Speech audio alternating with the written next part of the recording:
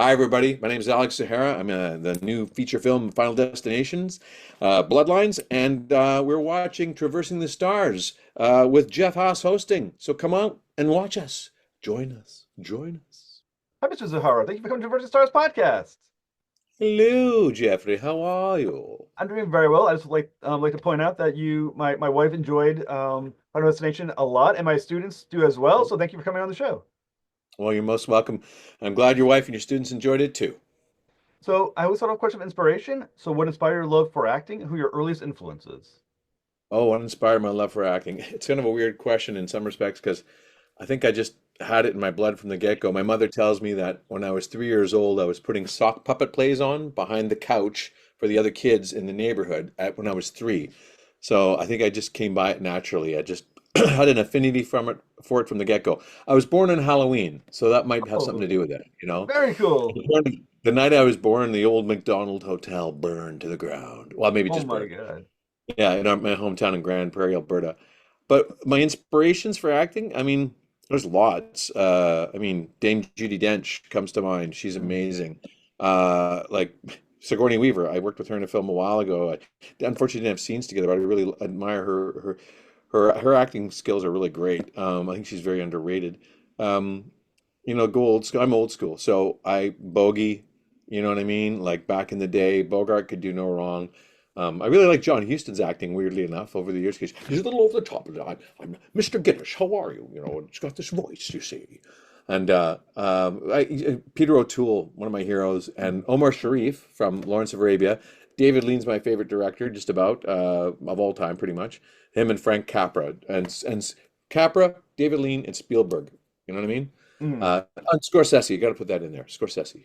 But yeah, and Jimmy Stewart, one of my favorite actors too. I really love his simplicity, the everyman thing. So yeah, there's a bunch. Now, to go back a little bit, when you were putting on your sock puppet show, were you charging admission? I mean, like, did you go back then to make this something that you can monetize, or were you, Monetize? No, yeah? that was in this barely into the '70s, my friend. So we weren't so commercial back then. It was still peace and love and all that, you know.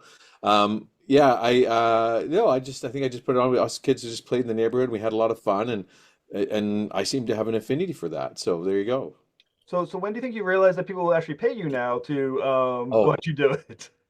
well, you know what's funny is I went to school at UBC. I was always into film and TV, and I wanted to become an actor and director. So I just closed my door or my window so we don't hear the big cars in the neighborhood. I always wanted to be an actor or director, actually, more specifically. And I just thought, geez, it would be so great to be, part of Hollywood. I was ready to pack up and move to Hollywood when I was 17. When I graduated, I'm off, like I'm done. And I could have, should have, could have, would have. Who knows what would have happened. Um, but then, reality struck a bit, and I needed some money, so I got a job and this and that. But I don't know. My first gig, I ended up going to University of British Columbia. Long story short, and I got a degree in acting from there and graduated in '96. And then was landscaping for $10 an hour under the table, whatever. Uh, and kind of struggling so I could go to auditions at any time. I found a job where I could go to auditions, whatever. But I just someone would pay me when I first paying gig, I was like, oh, geez, I'm legitimate. All of a sudden, I've been legitimized. It was the 13th Warrior. Oh, Was my first awesome! film. It Great was my first movie. gig, really. Yeah. And I worked with Omar Sharif, one of my heroes, and Hmm. John McTiernan, and Antonio Banderas, and it was a dream come true. And I mean, I think I made like 10 grand for that whole movie, and I was just like, I'm rich, like, especially being a poor student. Like, if I had a loonie, which is a $1 in Canada, or the nickname for the dollar is a loonie because it's a coin with a loon on it, like the bird. So we call it a loonie. And if I had a loonie at the end of the week, I would buy myself a can of Coke. Like after I paid all my bills and bought groceries, I'd buy a can of Coke as a treat. Oh, So. Yeah, yeah. And I went on for a couple years like that. And then I started booking, but yeah, that 13th Warrior was the first paying gig and I was just like, "Whoa, like unbelievable." Of course, then after that I didn't work for a year, but anyway. well, as you were mentioning, so back a little bit as well. You said the name of the actor is Omar Sharif. Sharif. Omar Sharif. Yep. Having a chance to watch an actor that you loved actually perform Yeah. on set, were you able to figure out why he was great by just watching him prepare for the scenes? There's something about certain people that just have they have a calmness about them. They have a gravitas. They have it. There used to be the term, she's the it girl or whatever. You've got something. They've got something, a confidence, I think, that's a quiet confidence that maybe a lot of us maybe don't have or struggle with, perhaps. But he was amazing. Like you just see, he was so, and I think him and O'Toole are the old school actors. And if you look at, there's some YouTube videos with O'Toole and Charlie Rose, and he says, "It's study. I study. You study acting. I don't learn my lines. I study. I study." The character. I study this, I study that. What am I going to? I have an acquaintance that worked with O'Toole, and he was all prepared. Like he's super prepared, like just super prepared. And they were going to come into this miniseries. He was doing a miniseries of Joan of Arc, and they came in. Oh, Mr. O'Toole, here's the blue pages with your changes. And he looked at them and he went, "Hmm, I know my lines. You want to change someone's lines? You change his lines or her lines, but I know my lines." And that's the thing. Like he had reams of dialogue, eh? So don't change the man's lines, all right? Make adjustments. But anyway, the point being, not, and that's not to be arrogant or whatever, but if he's so prepared, like he is solid, he knows what he's doing. So when you throw last minute changes, are you making the script better? Are you changing the story to make it better, really? Or what are you doing by making these changes? Are they worth throwing off your lead actor's set, like his mindset, right? Omar is very similar. Like he would, I saw him like he'd be like this at the table, and he'd be, he had these utensils out, and because he played an Arabic embassy, emissary, sorry, emissary, and he was at the dinner table with these vicious Vikings that were just like grabbing food and wiping their hands on dogs and whatever, greasy fingers, and spitting in the same bowl and passing it around to freshen up in the morning.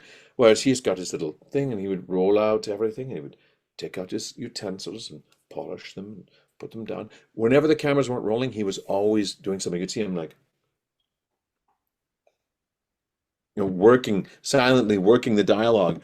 And look at the goosebumps of excitement. I get goosebumps every time. Like it was amazing to watch. I totally fanboyed out with him, because when he came on set, my heart was just pounding, pounding. He's Dr. Zhivago. To my generation, that meant something. He was the Antonio Banderas or, what's his name? Diego Luna of his day. I worked with Diego Luna in Open Range. It was one of his first big gigs. And I'm just saying that these guys are iconic. They've just got something, right? And it's argument. Some people, I'm sure, have said the same thing about me. That guy, he has something, and I've had people say that they wanted to work with me in the first 15 seconds of meeting me. Okay, great. But those guys, Omar, Antonio, Diego Luna, these people, they've just got an aura about them that just like your background. You've got a nice, lovely background. I'm in the dark void here, but Yeah. you've got a lovely background, and that's what they have. They've got this beautiful aura, this energy, and I think that's what comes across. So. Yes, I watched him and So I tried to emulate him. talk about the aura. Mm. Can you learn that? Is it natural, do you think? Or I think you can study and learn a lot, and I think your energy changes. Like the greater knowledge you have, the more base you have, and Anthony Hopkins said it best. He says, acting is like building a house. You've got to get all these tools, and then you can build your house. And the more tools you have, the bigger and the better the house that you will build. Well, I think you can change your aura. I mean, I look at my acting today, like who I am, like even the acting I did as Uncle Howard here, and I'm on another show called School Spirits that's going into its third season. We're filming this summer with Peyton List and Milo Manheim. my wife's a Chiefs Those, fan. yeah, oh yeah. Yeah, Well, these two shows, I mean, I honestly think I've hit sort of, this is the best acting I've done so far because, funny enough, I'm getting better as time goes along. And my latest project, I did the best acting in because guess what? I'm at my peak right now, and I'm just going to get stronger like a fine wine, I hope. but yeah, my wife's a huge fan. I've been dragged into watching the series, some of those Oh, episodes yeah. from time to time as well. So Okay. yeah, no, she is she that's where she knows you from more than before we watched Final Right. Destination over the weekend. Okay. She knew you from that series. I know you as more as Uncle Howard, because I literally went to the movies on Saturday to watch. You from Right. so talking about something like Final Destination Bloodlines. For those who don't Sure. know, and it's the number one movie in America, so you pretty well damn well know the movie that I'm talking about. Yeah. I think it's Um, pretty much number one. I think it's pretty much number one around the world, I think. Actually, I I, shouldn't step, but pretty close. I actually wouldn't match aside. I know for a fact. I know it won the weekend. I can't Yep. remember it won the global, but I'm sure it did. I don't Usually know. I think it did really well because I know it's been open in the Philippines for a while, the UK on the 14th, etc. And if the numbers are similar to North America, it had to have done really well. So, Well, it who was knows? the biggest horror movie opening since 2009, I read as well. Oh, So it's doing well. Let's just put great. it that way. So if you don't know, it's a horror movie, really Yeah. entertaining horror movie. When does the genre change how you approach the performance? No, no.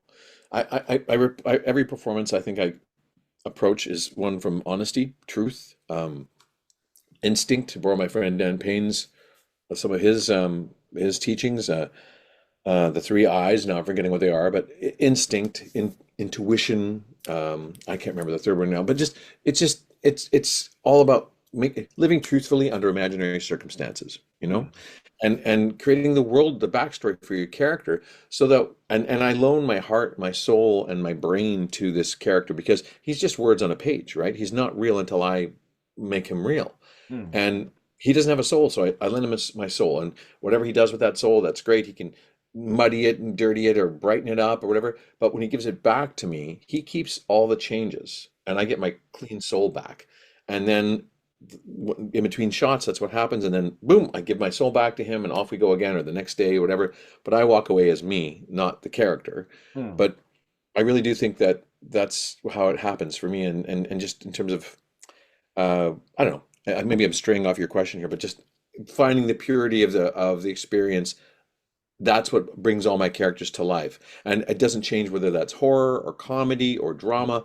I think you have to play them truthfully, you know? Because even in a horror or like if I'm playing an evil, like, snidely whiplash, mustache curling bad guy, he still thinks he's doing the right thing and he's good and, he's not doing anything wrong, not really. Come on, So yeah, you have to play truth. So again, the character, like Uncle Howard, where Mhm. he kind of a character that exists within the moment of the film. They don't Yeah, give him a deep backstory because he's not necessarily the character, the primary. So right. what do I'm a you supporting character. I'm bring? supporting lead in the show Right. for sure. Yeah. So when you have a character like Uncle Howard, what are Mm. you bringing to the character that's not there when, or at least not there on screen, but you got to at least understand the character enough to play him. Good question. So, I think the reason we all watch film, TV, movies, plays, listen to songs, read books is to share experience and live vicariously maybe through that character and experience what they did vicariously, but not really having to go through it, but learn. And then that way we learn. We become more literate, soul beings, soul-filled beings. It enriches our soul. Whether it's a comedy, whether it's a horror, whatever, it will enrich your soul to whatever degree. So what did I bring to it differently? I also relate to it, and that's the thing. People relate to these characters because I think everybody's family is dysfunctional or functional in different levels, and mine seems to be on the higher side of dysfunctionality a lot of the time. And that's what I brought to it was the fact that a lot of these relationships, especially the strained relationship with my sister in the show, I actually have in real life. We have a bit of a strained relationship with my one sister. My other sister, Lynn, and I, she's genetically half sister of mine. We've discovered each other about 5, 6 years ago. She and I get along like a house on fire. We almost look alike. I look more like her than I do like my full blood sister, which is kind of weird. Without the mustache But and beard, I imagine. yeah, exactly. Minus the mustache, the big eyes and stuff. Yep, blonde hair. Uh, but that's my point is that everybody's experience is different, and everyone's going to see something in there that relates to their family, the dynamic of communication, lack thereof, bonds, love, deep communication, or just outright like get the heck away from me, like you're nuts.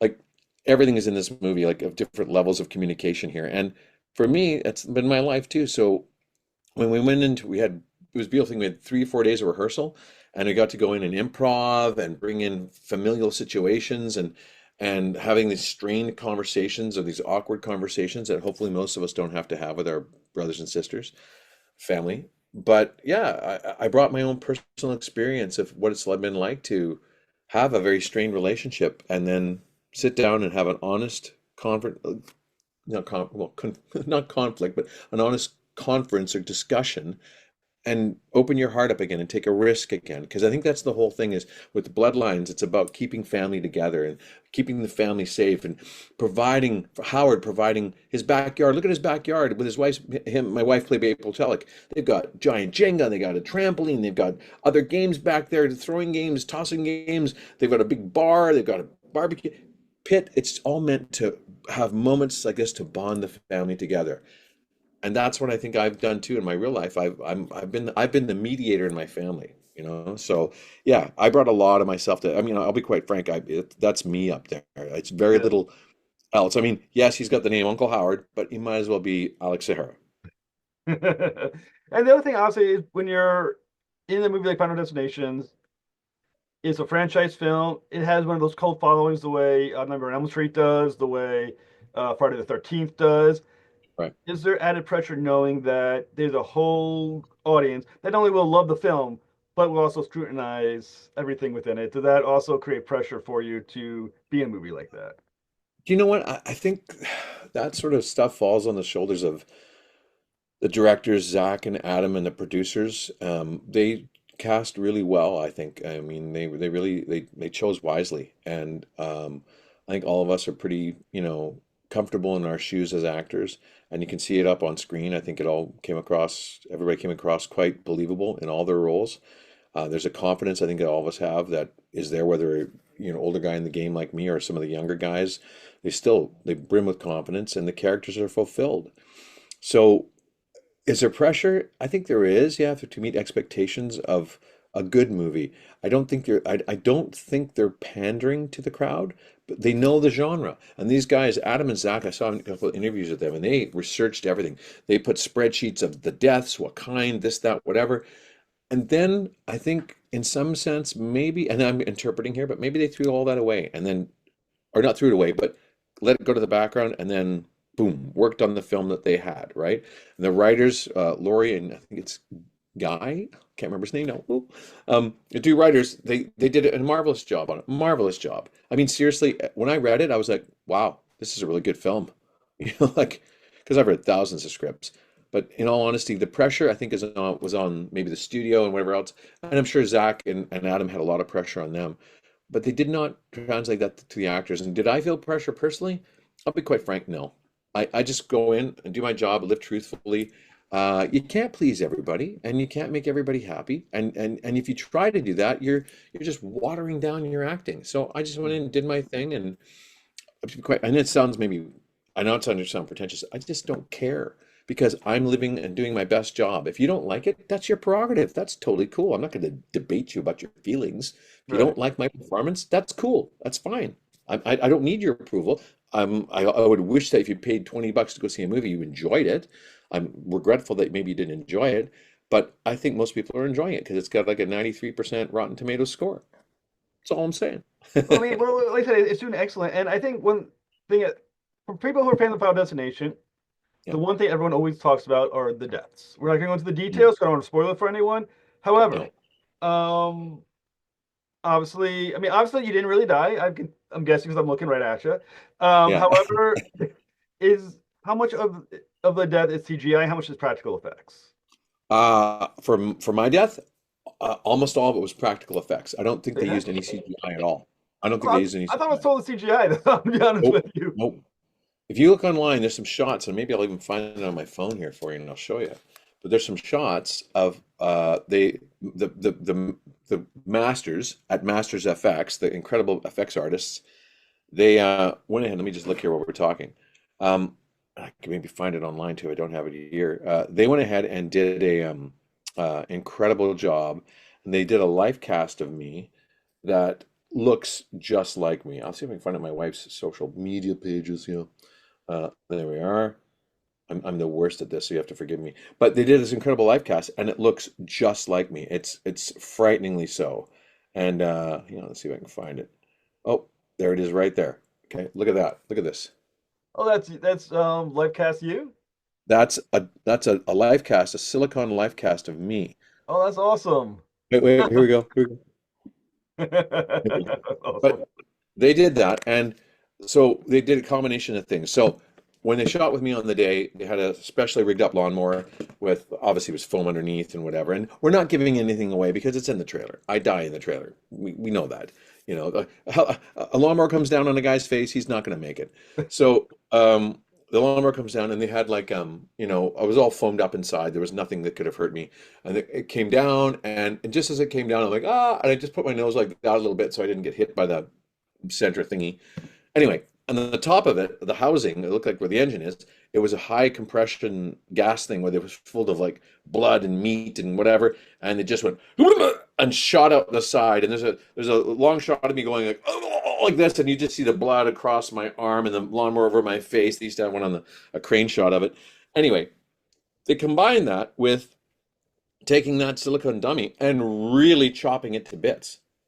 They did another on the stage. On the stage, they recreated the grass, everything else, and they lowered this fully functioning, I guess, lawnmower onto my face, onto my doll's face. And they just brutalized it. So when you see what you see, it's a combination of me and the doll. So it's all practical. There's no, as far as I know, there's no Right, right. CGI. As far as I Oh, know. that's also I was positive CGI. I was like, no, that's got to be a CGI shot right there. That's all.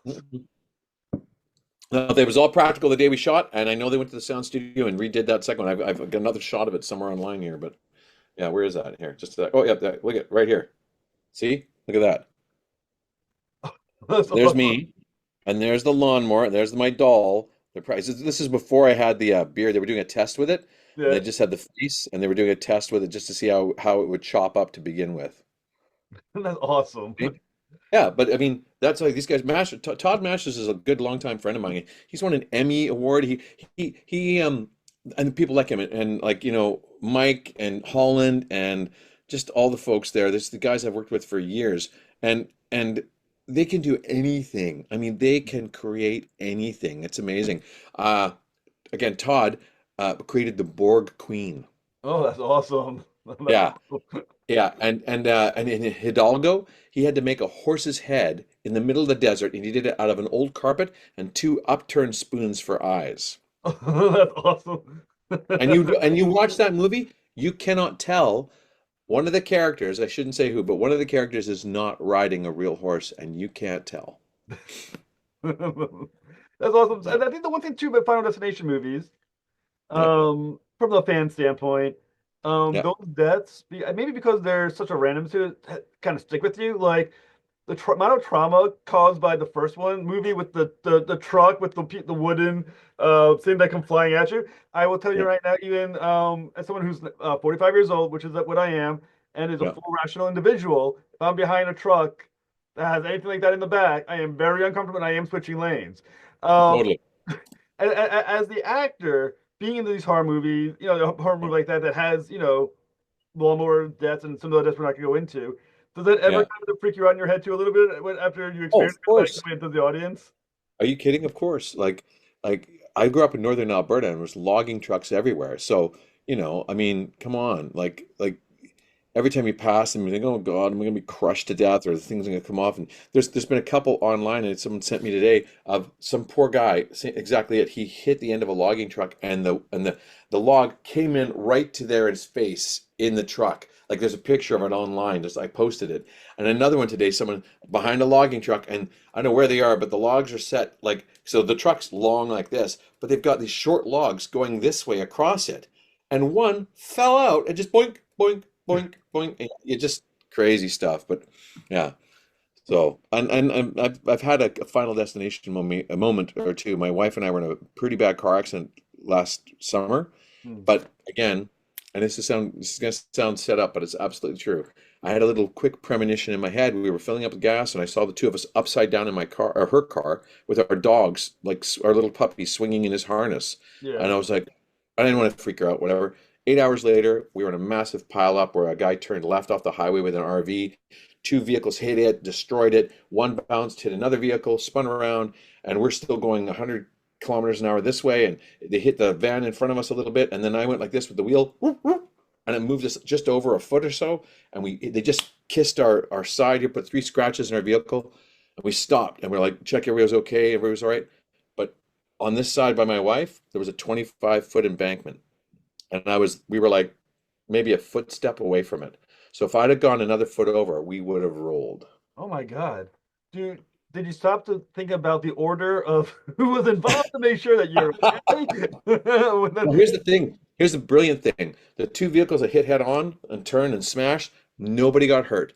Oh wow. Nobody was hurt in any of the vehicles. I could not believe it. We were so lucky. There was a family of six in front of us, five or six, and with little kids from age 4 or 5, teenagers, and up to the two parents, and nobody got hurt. The front end of their vehicle and the front fender got munched, but the two vehicles that hit were destroyed. The RV was destroyed. The guy, the big Dodge pickup that went through and took off the front of the RV, he had to strap up the side of his vehicle a little bit and had to change his tire, but he walked away unscathed.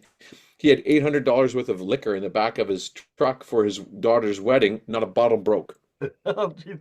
I'm telling you, Death is gonna be pissed about this one. Well, you know,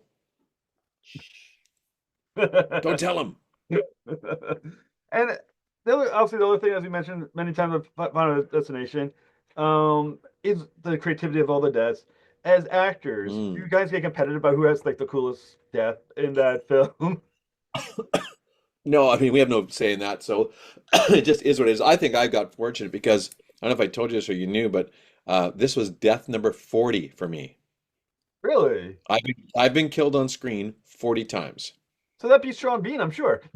Oh yeah, and it was a quick story. Sean and I did the read through. They do read throughs like noon hour read throughs, and I'm a really good cold reader, and I got a good voice. So they hire me a lot of the production companies hire me for read throughs, and because I can do a lot of accents and stuff too. So I worked with Sean on Snowpiercer. I didn't actually do the show, but I worked at the on the read through. I said, "Hey Sean, you want to talk to you for a second?" He goes, "Yeah, sure." I said, "I got you beat." He goes, "What do you mean?" So you've got died what 23 times at this point? He goes, "Yeah." I says, I at that point I had 35 or 38, and he says, "Get the hell out of here. Come on." I said, "No, no, it's true." And we started listing each other's off, and we just had a good laugh about it. It was Oh, really that's funny. awesome. But it's in all seriousness, I've been shot, stabbed, hung. The Fonz hung me, Henry Winkler, in the Dead Man's Gun. I in Stargate, I nuked my character, my men. We got caught in the gate room, and we were going to be captured. So I nuked. I did the Predator thing, and, and boom, blew ourselves up. And what else? I mean, I've had like who else? Oh yeah, I got shot by Robert Duvall with a double barrel shotgun in the movie Nice. Open Range. Yeah, I shoot Costner like bang in the leg, and then I get blown away immediately. Did my own stunt, was rigged up, but then Norman Howell, the stunt coordinator, he finished the stunt because it didn't quite work right when we did it. There was a thing happened, and Matt came up in the camera. Anyway, I've died 40 times, so yeah, it's fun. I have a death reel. A Stargate fan made me a death reel. Well, I will say I'm a huge Stargate fan. One of my primary recurring guests, Mm, he comes on regular. It's David Hewlett. He comes on yeah, every few months. I have David Hewlett back, back on the show to talk, sure. just like talk stuff. But I'm a huge Stargate fan. I did not know you were in Stargate. You gotta tell me this Dude, one. I'm the man of a thousand faces. I've been in so many shows. I've been down 175 shows, and most people don't even know who I am because I'm an actor, right? I'm not the lead actor, so I'm a character actor. I'm the guy that comes to kill the lead guy, you know. And people always say that too. Why do you play all the bad guys? Well, because the good guys are cast already, so they need bad guys to go against. Hello, you know. So I've been in a lot of baddies in my time. But in terms of Stargate, I've played Agar. I could read your mind in Metamorphosis with Oh, nice. Nirti and whatnot. My buddy Dion Johnson and I, we started playing these lizard men, the Unas. And in Beast of Burden, I played 8 different Unases alone within that story. My Oh, main guy was Shy One, but then I played a bunch of servant ones like hauling water, doing this, doing that, a slave Unas. And then I played a female waitress Unas who gives Michael Shank's character, a beer, and he says thank you, but we're all slaves and abused, and nobody says thank you. So when he does that to me, I looked at him and just sort of, and I sniffed him, right, because he's different. And I sniffed him, and of course the whole mask flexed because there's no air holes, and he just flexed. And Martin Wood, the producer, our director, was like, "Oh, nice, beauty, do that again, rah." And Shanksy and I went to university together. He was a year ahead of me at UBC in the same program. But anyway, I played a million characters in Stargate in that episode alone, and then I say I played 40,000 characters in that because they've CGI double me. I was one of the warriors, like the black yeah. warriors, and they CGI'd me. And then in Beast of Burden, they CGI'd me and 3 other guys again to make like 10, 15,000 of us on this ridge. So I say I've played 40 to 50,000 characters. That's awesome. Yeah, and there's a bunch more I've done. Michael the Hippie, the 1969 episode, Yeah, where they go back in time and yeah. they confront the issues of the Vietnam War. I'm Michael the Hippie. Awesome. Oh, Yeah. that's cool. Like, the Stargate was such a great. It's I think that's the most underappreciated sci-fi franchise there is. I mean, obviously Oh, people love Star Trek and Star Wars. Stargate has every bit as great as series, underappreciated. absolutely. It's so Well, smart. you know what it is? I think it's because it wasn't all flashy and whatever and Mm, high profile. It was one of those shows that just came in at you. And when you watch the shows and you listen to the scripts or read the scripts, they're all about how do we make life better for yeah. everybody, right? And that's just it. How do we make the world a better place? Now, Star Trek, same similar things, a lot of it, but there's a whole other there's all this history behind it. Stargate, yeah, I mean, it was off the movie and then this, but I think it's got a lot more humanity than a lot of other shows, and you got to Mm. give it credit for Yeah, and I think it got better as it went along, and as it that. got deeper in its mythology, it got better Yep. and stronger and stronger. Sort of like the Star Trek TV shows, where the first two seasons usually are okay, usually mediocre, but then they get stronger. Yeah. Stargate, I think, had a much higher arc, where when the first two Mm. seasons were solid, but they got so good as it built, and Yep. it was I don't know, I just think it's a brilliant show. I've done a lot of Stargate conventions and I've gone to a lot of places and the fans are so knowledgeable and like they know and they have an appreciation for it because it actually that's a show that has really bound people together and excuse me, but outside of the society's morals and values, there's a bigger, better moral set and values, Hmm. and that's the Stargate world. I think there's better morals and values in that than our real world. And a lot of these fans adhere to those. And so they make the world, our lesser world, a better place. Hmm. Did you ever show up on Stargate Atlantis as well, or only the main SG-1? No, I just did the main show. Myself and Dion did like about 8 episodes each, I think, over about 10 years. Um, I auditioned for some of the other stuff, but I didn't get in on those ones just for whatever reason. Like I think I went up for a Wraith, but they wanted big guys for the Wraith, and I'm only like 5'11". Hmm. Like my buddy Dan Payne played one of the Super Jaffa Warrior. That was it. He was Super Jaffa Warrior, and I was one of the CGI. Well, they just CGI'd me as well. But he was a Super Jaffa Warrior because he's like 6'4", 6'5", 240 pounds, looks like Superman. Come on, you Yeah. know. And he and I do a lot of the conventions together at Stargate. We have a great time together because, well, we're friends and we get along, and yeah, there you go. But he's they wanted the big man, and I was like medium. Well, that's the great thing about being these franchises. Like Stargate, Final Mm, Destination, same thing, but it has a cult following where the fans will remember you forever. mm. Stargate is again is like Star Trek, where you may be character number 5, episode 12, but they'll be like, "Hey, it's him," you know.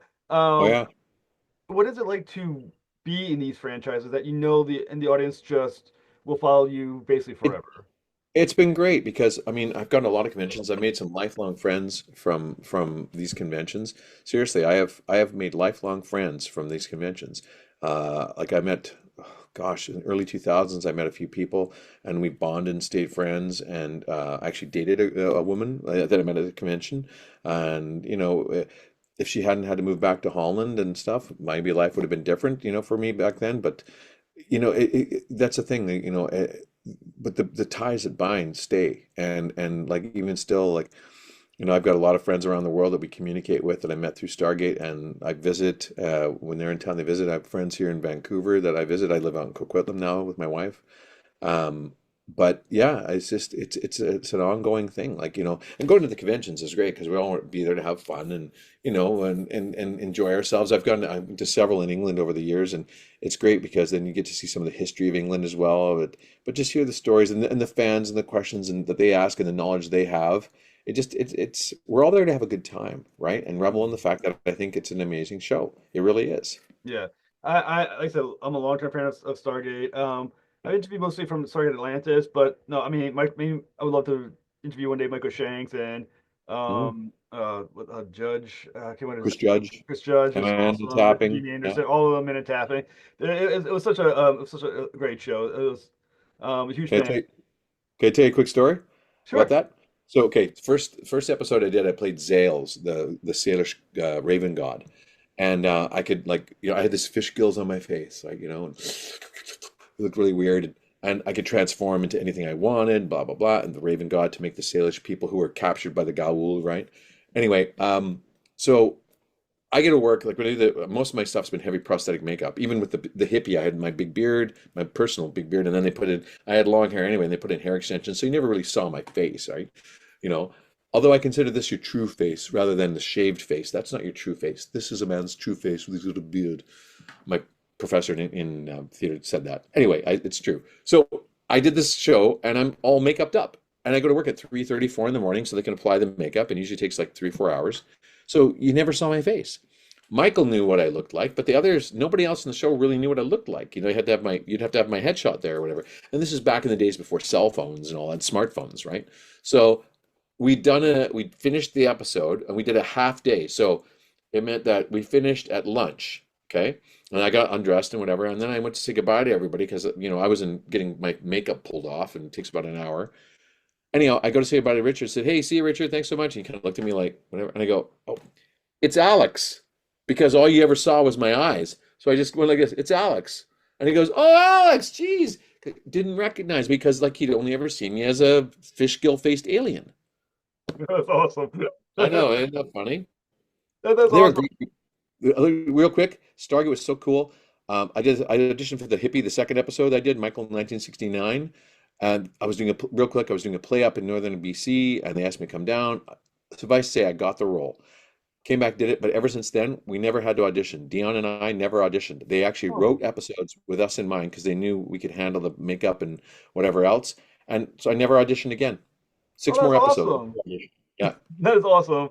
Like I said, I will admit I didn't know you were in Stargate, and that is so cool that you're a part of that franchise. So no, that for me that's exciting because I get to talk to someone else from someone new from Stargate. So that's awesome.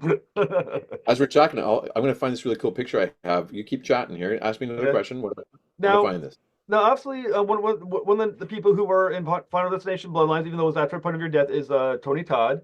Yes. Famous. Were you Real able to quick, be on set and hold meet that him? first. Look at this. Here you go. So Oh, there's my very cool. that's my convention picture I take around.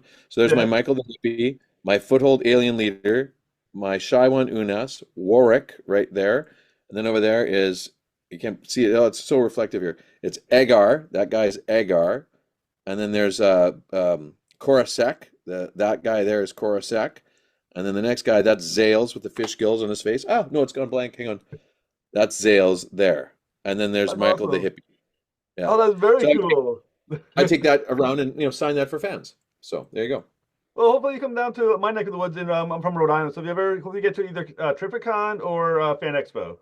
Would love to. So sorry, I interrupted your question. Tony Todd. Yeah, so Tony Todd, obviously he shows up in the movie after your death. However, Right, as we all know, movies are not shot in order, any way, shape, or form. And right. even though you're not in the scene, were you able to get on scene and meet him? Unfortunately not. I was working or something, I can't remember, but I was invited to come by the set if I was able to come, but I just wasn't able to come when he was there. I was there when they were doing shoots or reshoots, I think, of my son Richard Harmon's death and some stuff they did with the RV towards the end of the movie. But no, I wasn't able to be there, and I really regret that because I have a little tie-in with Tony Todd. Okay. Uh, I hosted the West Coast premiere of Candyman. Oh, Yeah, back in very like cool. 1990, whatever year it came out, 93, 94, whatever it was. Columbia TriStar Pictures phoned up the Film Society at UBC, and we were, a group of students, and we ran the cinema, a 450-seat theater, and I was the personnel manager, and I just happened to pick up the phone and goes, "Yeah, this is so and so from Columbia TriStar. You guys want to host this for us?" And yes, but originally it was we did Groundhog Day first, so I hosted Groundhog Days the first ever screening in North America, I believe, of Groundhog, Oh, at least in the West Coast. It was a huge success, and they liked it so much they said, "Do you want to do another?" Sure. So we did Candyman, and that's my time with Tony, as I did the first screening in Canada, at least Western Canada, of Candyman. that is awesome. Like I always wanted to meet Tony Todd. He's Oh yeah, he's a great guy. obviously one of the best. I mean, not only as an actor, but his voice acting as well. But my dogs are here again to a fight. I'm just hearing them yell at the back in the Oh, it's background. all good. Mine's over there. So yeah, but I mean, just a wonderful actor as well. Yeah. Um, He's so talented and diverse, and he just had so many roles, and he could like you didn't see Tony. You didn't see Tony. You saw the character, and that's what I really loved about his work is you saw a character. You didn't see Tony repeating himself. There's a lot of actors that are known for being this way or whatever. This is me. right, I'm. Whereas he would disappear into his roles, and I would venture to say I don't want to brag or anything, but I think that's me. I'm a character actor, and I disappear into the role. So you don't see Alex because if you're seeing me, I'm not doing my job right. to real quick to quote Harrison Ford, he was saying when he got fired from the studio he was at, they got released. The studio exec, I saw this the other day. He goes, "Well, you're not even good star quality. Tony Curtis. When you watch him, he was delivering groceries. He was a grocery boy. When he walked across the screen, you knew he was a star." And Harrison leaned in and said, "I thought we were supposed to think he was a grocery boy." And he goes, "Get out of my office, kid." But then years later, he was in, some lunch wherever having lunch or dinner, and somebody delivered a little card to him, and it said, "My apologies, I was wrong." And it was the Nice. same guy that, had done that. So there you go. That's awesome. Um, so yeah, I mean, he that guy was a one five. I think that was his last role. It was his last role. He was apparently quite sick. I mean, he is quite sick. You could see from his appearance in the film, he's quite gaunt in the film. I'm not sure why he passed, but he was obviously struggling with something, you Yeah, know. So it's alluded to it's alluded to in the film that he has cancer because he says like same as Iris, whatever, right? My mother. But I mean, yeah, like the guy, what an effort though. What an effort. He came out and did that. And then Adam and Zach, they told him like in his last take, he said, "Listen, this is yours. Just talk to the fans." They said, "Just talk to the fans and what would you want to say to the fans of the character?" And his words that he gave were his own. nice. And that's what when he exits and the entire theaters, both times I've seen it, just uproar with applause, just like, and when he comes on, it's just, oh, this like recognition, because he's been such a iconic piece of the franchise. Shouldn't piece, he's an iconic member of the franchise or iconic member of the films. Hmm. Yeah, Well, like I said, that's so it was a cool thing for him to have him on because once again, it's not totally. a big role, but and after they paid him like Tony Todd, but just to have it as a way of saying, your send off. Well, It's a great do you way. notice how it rounded out his character? We shouldn't say too much, but how it rounded out his character and explained his character. That's the beautiful thing about Bloodlines. And here comes the goosebumps of excitement again. But it encapsulates and it encapsulates and explains all the other movies. The entire thing, it comes together, and I think does it beautifully. Just beautifully. And his in particular, yeah, it's come full circle because we all have to go sometime. Exactly, exactly. And like I said, it's a great film. As we mentioned, it's #1 movie in America. It's actually already, I think, it had the biggest opening of any of the Final Destination films ever as Yep. well. So it's gotta feel pretty good to be in that film, I assume. It's a little surreal because I mean, I think it's the biggest film in North America, meaning including Canada, because it did pretty well all over. But I mean, it is a little weird. I sat with my wife here, Shannon, today and talking. I said, like, do you find it weird, like, to think of it? Like, I was on the morning news. We were sitting here talking this morning, and then, hey, there's my image of me and my Uncle Howard shirt, drinks all around, and that's been, I don't know, repeated or memed or whatever you want to call it, all over like, thousands of people are doing this whole thing now where they go to drink and they like look, and then you hear Uncle Howard, drinks all around. Oh no. And there's thousands and thousands of these people doing this, but yeah, it feels pretty cool. I think it's just really neat that to reach such a wide audience, because I've been doing this for like 30 years, but this is the biggest audience by far that I think I've ever reached. And I was in, 2012, that big disaster film, but I had a fairly small part in it. And, my first film, The 13th Warrior with Antonio Banderas, it was the biggest film shot in Canada at its time. But this is the biggest audience and fan base I think I've ever been part of, besides Stargate, and Hmm. yeah, so yeah, I mean, it's pretty cool. Like, I'm still sort of dealing with it all, like, gonna go, goosebumps. There you Yeah. go. So what's next for you? Well, like I said, I'm in this show called School Spirits, and I play Principal Hartman. And the first two seasons have been great, and the cast are wonderful, and all the production and the crew is great. That's one thing about Stargate, and a lot of the crews here have become like families because they go so long. Like even Supernatural, we talked about that the other day with another friend of mine. It went for like 14, 15 years, Yep. but they build this family, and I feel like we're building a family with School Spirits. And Oliver, our showrunner, is amazing. Just like there's just so many good elements right there, and Peyton List, wonderful actress, like just wonderful, and a person like too. Like she came one day and gave us all like roses, like saying thank you, and I was like, oh, that's so sweet, And I took mine home and gave it to my wife, and kept it in water for. But no, I've got that coming up, and then I did an anime. Speaking of animation, I did a show called Breaking Bear, like rawr, bear, and it's a bit of a play on words with Breaking Bad, where like three bears are going to lose their cave or whatever to guys who are fracking big business or whatever they're fracking, and they got to make some money to buy the land, and the only thing they got to turn to drugs to do it, so they started cooking meth or whatever it is. I can't remember exactly, but I shouldn't probably say too much. But I play some crazy characters in that. Like it's for Adult Swim, and it's the most outrageous, over the top material I've ever read or been part of. It's when you see it and you come out, your jaw will be on the floor. So, So when does School Spirits release the third season? well, School Spirits is on Paramount Plus right now. You can stream it on Paramount Plus seasons 1 and 2. The season 3 we start filming this summer, I think, fairly quickly, like end of May, beginning of June here. So I think, yeah. Well, when that one's ready, come back on because, like I said, my wife Sure. loves the show, so I get to have some. Cool. I get points for having a cool actor that she knows on the show. So I want to thank you so much, Mr. Zahara. You've been awesome. Final Destinations was awesome, and like I said, when you want to talk school spirits, come right back. Sounds good, buddy. Take care. All right, thank you Bye, so everyone. much.